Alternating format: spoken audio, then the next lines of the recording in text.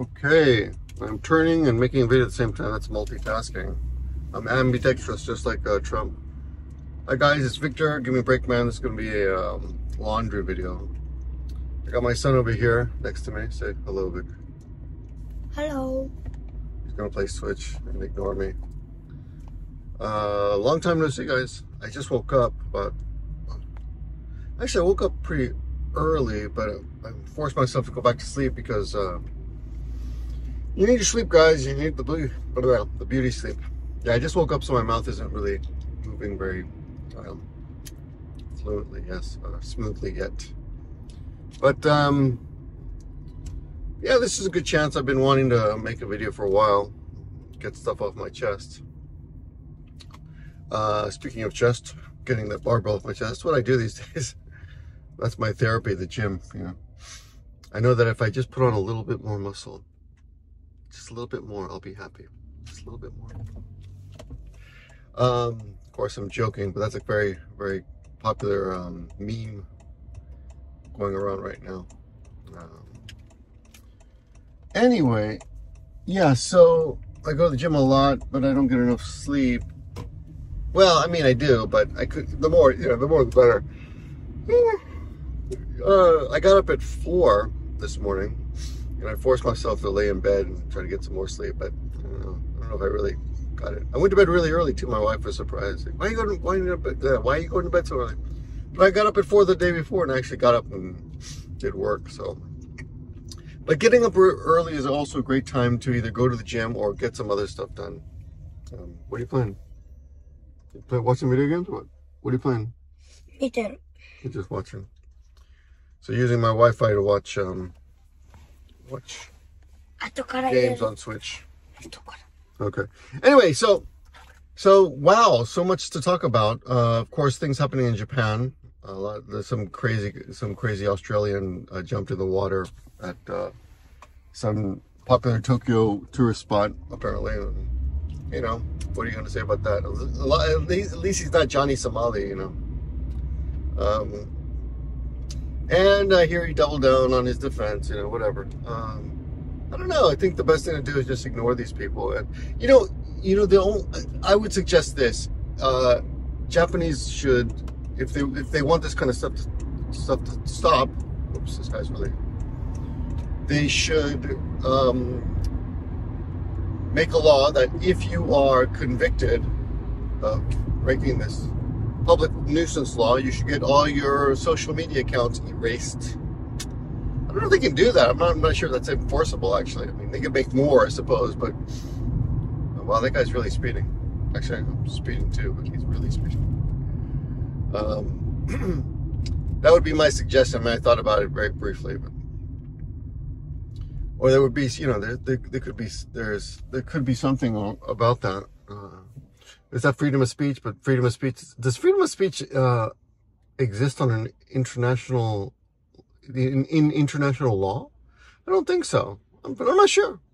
I know Americans think quite a bit about it, but of course it's not completely true because they've got all these laws prohibiting you from boycotting Israel in many states, which seems to me pretty anti freedom of speech. But you know, and then you've got all the laws in certain places. I think Canada has one where you have to respect someone's pronouns. Which, is that freedom of speech? I don't know. I mean, don't you have the right to be a jerk if you want to be? I mean, I would say you should respect people's pronouns, I suppose. But oh, by the way, I don't know hey, Big, help me out with this. There's a Japanese TV show that we're watching together called Futekisetsu. What's it called? Nimo Hodo ga aru. Yeah. Futekisetsu Nimo Hodo ga aru. And I think the English pronunciation is extremely inappropriate. I mean, that's the name. Not that the title is extremely inappropriate, but the name of the TV show is extremely inappropriate. And it's a Japanese TV show. It's a Japanese drama. And it's quite humorous. It's about a family, a father and his daughter. The mother is dead, who lived in 1986. Whoops, that was a spoiler. But you find that out in the first 5 minutes. It's not a big spoiler, but it's a nice spoiler. I mean, it's a nice scene when you find out the mother has passed away, because the way they deal with her, the way they introduce that is kind of interesting. Well, let me talk about that in a minute. Yeah, so anyway, this guy he's in 1986, which is a year after I graduated high school, to give you an idea. And, and most of the people I talk to, when I tell them about this, like, oh yeah, I wasn't even born yet.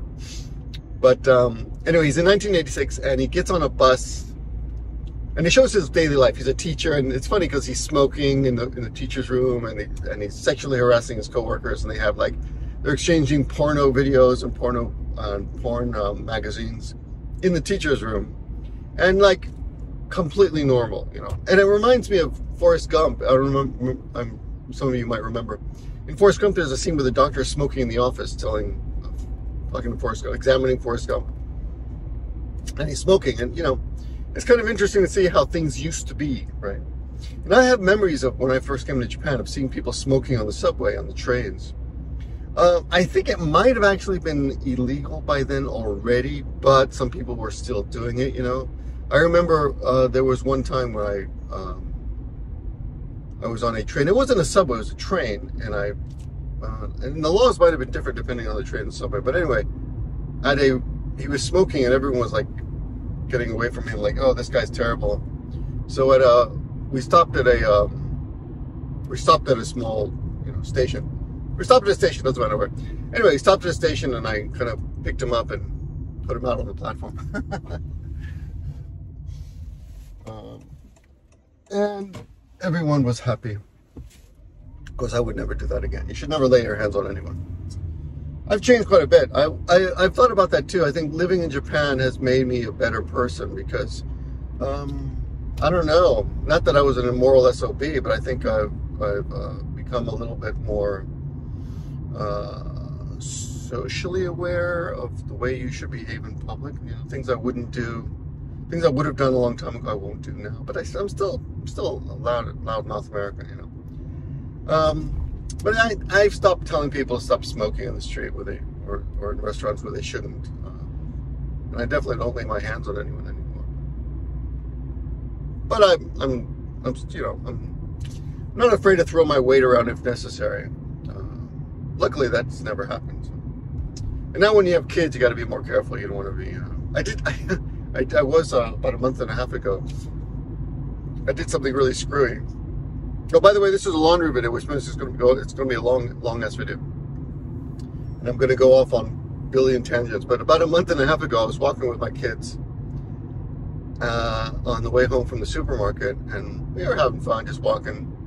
And this guy, there was an apartment building that we passed by where I used to live. I used to live in that apartment building before we bought a house. And anyway, this guy was outside smoking, and he like threw his cigarette butt on the floor, and I reprimanded him. I was really pissed off. I didn't touch him, but I went over there and I stuck my camera in his face. I said, "Do you want this?" You know, I was pissed off, you know. So I said, "I know what you look like. You know, you shouldn't litter, right? Because there's always litter in front of this goddamn apartment building. It's disgusting. It's not just cigarette butts. It's like cans and empty containers of bentos and crap. It's like, it's disgusting. And it's right a block and a half or two, three from where I live now, and it's on my way home. So it's kind of disgusting to walk by every day. Anyway, after I finished reprimanding him, my kids tell me, you know, that might have been blah blah blah's father, which is one of their classmates. It's like, oh my god. So I mean, not that it should matter, but you know, I don't want to cause problems with my son's classmates' parents. So I think I might have reprimanded one of my son's classmates' parents. That's like, okay, so why am I doing this video? Well, I was inspired actually partially by a couple things that happened. My old friend The Pointless made a video, and The Pointless, probably no one on this channel will remember him because it was a long time ago. It was literally like 15 years ago. And he opens up his video with, he made 2 new videos for the first time in 14 years. And his first video is like, hi YouTube, it's been 14 years since my last video. It's just, oh my God, you start laughing. It's like, you know, a confessional. It's like a confessional. It's been 14 years since my last confession. But basically that's what it was. And it was shot with like a potato cam. Like the lighting's terrible and it's grainy.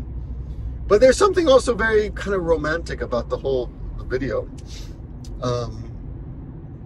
And I really enjoyed it. It was nice to see him. I haven't seen him in a long time. And it's kind of, I hope he doesn't mind me telling you about this, but in the old days, he was poor. He had computer skills, but he lived in I don't know how much I should talk about him. I'll be general. He lived in a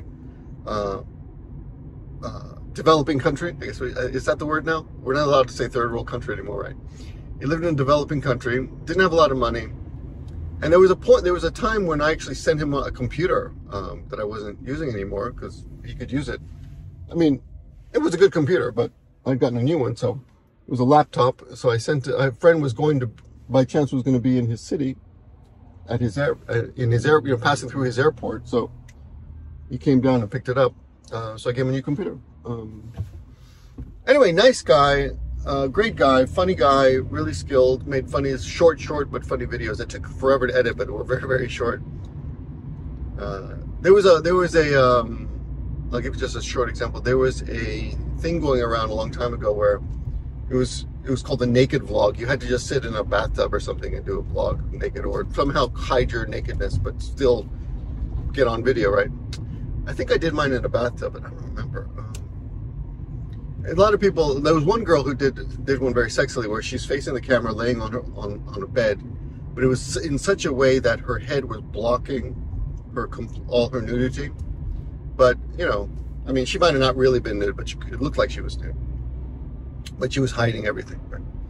Anyway, he did his by just, he did something like, let me show you how to do a naked vlog, and he grabbed his clothes and ripped it off. And of course it was all done, he somehow did like special effects, blah, blah, blah. And it looked like, it was really cool. It was like, it was like an anime, like a comic book. His clothes were ripped off and hiding his privates, you know, in just the perfect way. And he looked pretty cool. And it was, anyway. So long story short, he's back. He opens up his video, and he made a video just, you know, for the first time in a long time. And what happened to that guy was, we used to talk all the time because he had no job, or a job that didn't require much of his time. But eventually he found a really good job at a small upcoming computer startup of some sort. And he eventually, that small company that I think started out with literally a handful of people, became a huge computer company, an IT company. And he became one of the directors, and, you know, had his own, he was in charge of his own section of, you know, I don't know how many employees, 20, he says in one of the later videos, but I think he was in charge of like 26 employees or something. But anyway, he became quite wealthy. He was able to, he became wealthy. He didn't need to use people's used laptops anymore, which was great for him, and I was very happy for him. And a few years ago, he had a dream. I wish you guys could see the scenes here. There's people on my right here rowing. There's a river on my right. There's a crew. Every morning, people do crew exercises out here. Anyway, I assume they're university students, but so a few years ago, he decided to leave all that behind. He was going to do two things. He was going to write a movie and make a movie, which he didn't talk about much, if at all. And he opened up a convenience store, but it was a very interesting idea of a convenience store. It was a convenience store in a neighborhood that had been torn, like, I want to say war torn, but it was actually damaged by riots. It was in a neighborhood that was prone to rioting, and all the other businesses in that area had been scared away by the riots.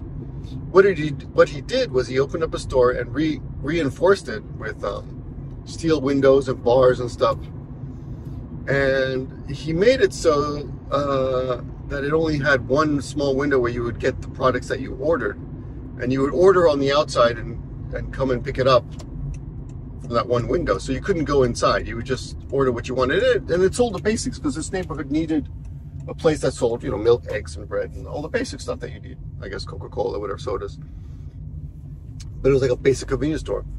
And he made it, the second video he did about it talks about it, and it was really interesting how he had to deal with the local thugs, criminals, and people who were basically making life difficult for him and his dream of bringing a convenience store and a grocery store, so to speak. I guess it was kind of a grocery store. It was a necessary store. It was a store that sold necessities to a poor neighborhood that didn't have any access to that. Anyway, he made a long video talking about what eventually became a failure. Like, in the end, it lasted for a while, and he became part of the community, and he made peace with all his surrounding thugs and neighbors, and he helped the community. But then, when things finally calmed down, real companies came. I mean, people with business experience, I should say, came and basically wiped their ass with his little store. They destroyed him, like he was destroyed, and he talks about that. And I thought it was like one of the bravest videos to put out there, to just talk about how you put all these years and effort into something that just failed. And I just was so impressed and touched and entertained by his story. I mean, it's a story, and a good story entertains, and he entertained me. So I want to thank him, and I'll link the video in the description too. And I thought, you know what they say, you learn a lot. Thomas Edison said, I didn't fail 1,000 times. I learned 1,000 different ways how not to succeed. I don't know if you know the story, but when Thomas Edison, I think, was he the one who created pretty sure it was him, created the light bulb. They asked him, how does it feel to fail 1,000 times? He said, I didn't fail 1,000 times. I just found 1,000 different ways that did not work. But it leads to success, you know. Failing leads to success. Yeah, things that fail sometimes, you know, they have the expression fall up, you know, fall up the stairs. White people fail upwards. That's not a positive way, but anyway, he failed, and I think he went back to his old company to make big bucks again, so he'll be okay. It looks like it. But I watched his video, and I thought, this is a video that touched me, and this is a video that I considered art on a level, because it touched me and moved me, and that's what art is, I think. So let's get back to something else. I have a family group online on Messenger for just my family, and I talk to my mom, dad, my brother, my two sisters on that, and occasionally my brother-in-law. And my brother's recently making a lot of memes, which he puts a lot of effort into, and they're all based around cryptocurrency and stuff like that. And he's having a great time, and he asked us all to support. And I don't want to get too much into it, because I think my family is overly sensitive. And and I think the internet's overly sensitive. Everyone's overly sensitive, actually. Some of you guys are overly sensitive, which is one of my problems. Maybe I'm just not sensitive enough, but one of my problems, and when I communicate with people, and maybe something that hasn't changed even after living in Japan so long, is that I will say things that will hurt people's feelings, but not intend to, and not even realizing it sometimes. So anyway, he makes all these memes, and he puts them in the family group sometimes, and I watched one, and I didn't realize it was like a 3-minute one. Usually they're really short, like literally seconds long. He did this great one of a bunch of monkeys grabbing bananas out of a box in a frenzy, like almost like sharks, you know, just grabbing all. And he replaced all the bananas, he put Bitcoin stickers on all the bananas, and it was quite amusing. Like, oh, you know, when Bitcoin started going up a few months ago, you can imagine everyone jumping in to get Bitcoin. It was quite amusing. It was a great meme. And It was like literally, I don't know, 10 seconds long or something. So most of his videos are like that, or pictures or something like that. Clever. And there was one he did, a really long one, and it had all these references to cryptocurrency big shot that I did not recognize and don't know, because I'm not that into it. I mean, I have some cryptocurrency, but I'm not like major into it.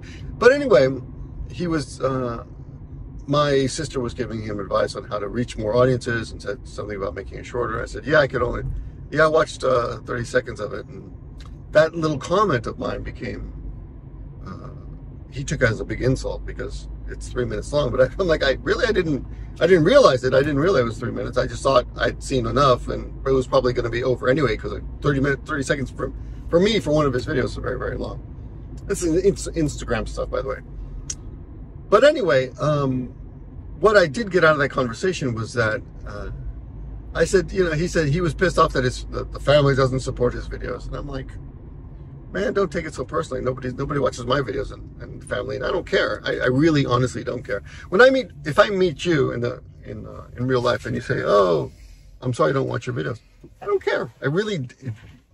I make these videos for me. Right now I'm talking to myself in a way. And maybe my son will someday watch these videos when I'm dead. You gonna watch my videos when I'm dead? Mm-hmm. Are you gonna watch my videos when I'm dead? Mm-hmm. Yeah, thanks. Okay. I see. Please. I see. Please.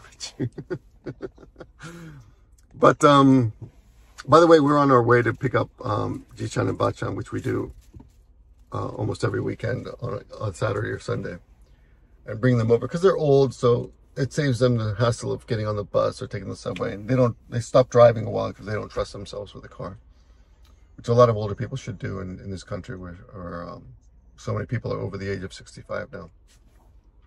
But anyway, I said to him, nobody watches my videos and I don't take it personally, and you shouldn't either, and I didn't mean to insult you.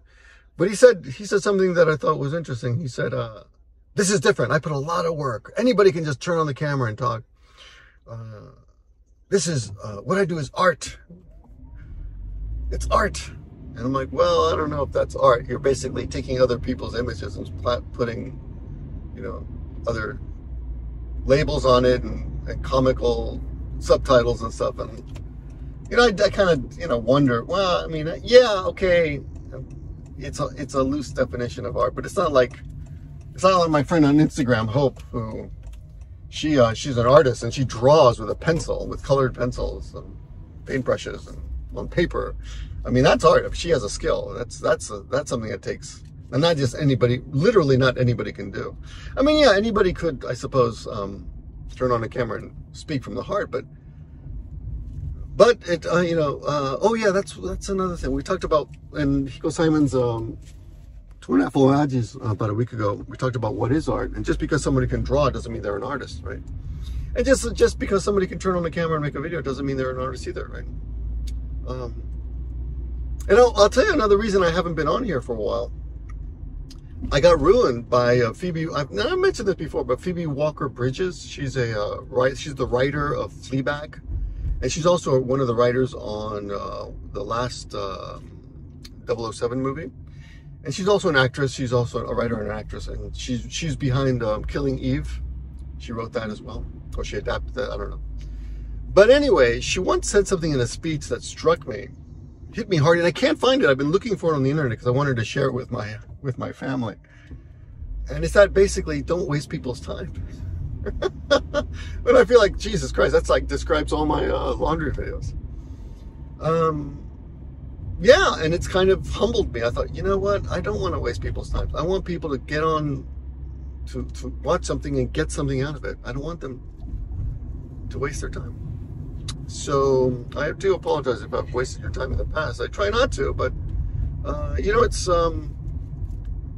it's hard to find time to make a proper, well thought out video, and sometimes I have to leave it up to you to try to find some gems of wisdom in these long ass laundry videos. So yeah, it's a lot of poop, but in there, if you look around in that poop, there's a couple of peanuts that you can just wash the poop off, and clean under some cool, fresh water. Let it dry, and maybe they're still edible. Get something, there's some nutrition there, some protein in that. Anyway, we're arriving soon at my grand-in-laws, my father and parents-in-law's house. So I'm gonna go, but I don't know. Let me know what you think. If you've ever seen a blog that you thought was art, let me know. And other things to talk about. I'll try to get back on more. Anyway, it was good to see you all, and I hope you got something out of it. Hey, Vic, you want to say goodbye? No? You what? What do you want? Say thanks for watching. Thank you for watching. Bye. See you guys.